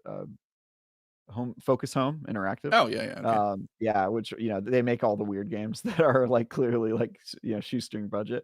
But what's cool is that they're trying to sort of they said they were inspired by like Naughty Dog and Last of Us and that sort of stuff, and it plays very much like that sort of game, but with a much more kind of humble budget and design.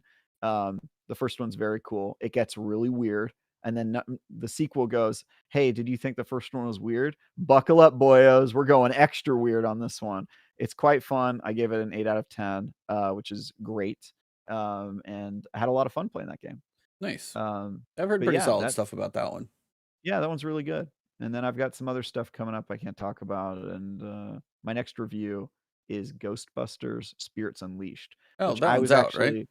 That one is out, so I was supposed to get my review up before the game came out. Yeah. But the day I started reviewing it, somebody at IGN had personal life stuff they had to take care of, and I had to step in to review Gotham Knights. I was not originally slated for that review. So okay. I had to put down Ghostbusters and start Gotham Knights, and so I'm gonna be re-picking back up Ghostbusters today, and I'll have a review for it. I am allowed to talk about it because the embargo is lifted. I'll say my initial impressions are it's not great. It is an asymmetrical game where 4 people play Ghostbusters and 1 person plays the ghost, and it's basically a game of hide and seek. Yeah. It's got balance problems. It's got bugs. It's got a story that so far hasn't really wowed me. So I'll have more to say on that later. But my initial impressions are So that's me. Asymmetric's tough. Those have always struggled, it seems like, from what I've gathered.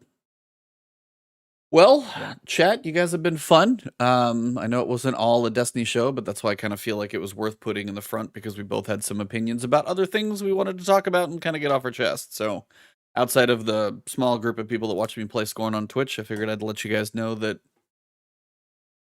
Yeah, it's go watch like a spoiler review or something like that, and you'll get more out of 20 minutes if you really care. But it's not worth it, in my opinion.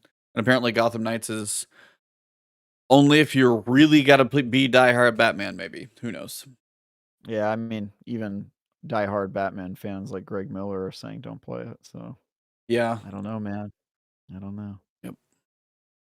Well, yeah, Travis, let them know. I know you just literally said you got your review, but you got anything else you want to say? Reviews. Follow me on Twitter at TyGuyTravis, and I love y'all. As nice for to hang out me, with you, E.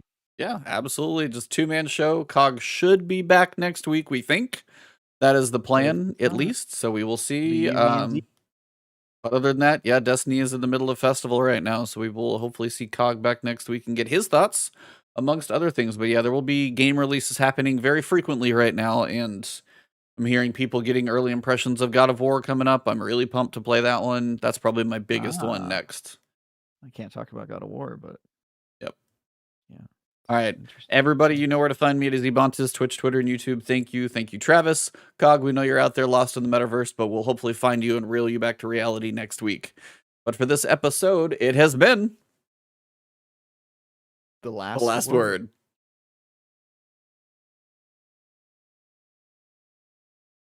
We off.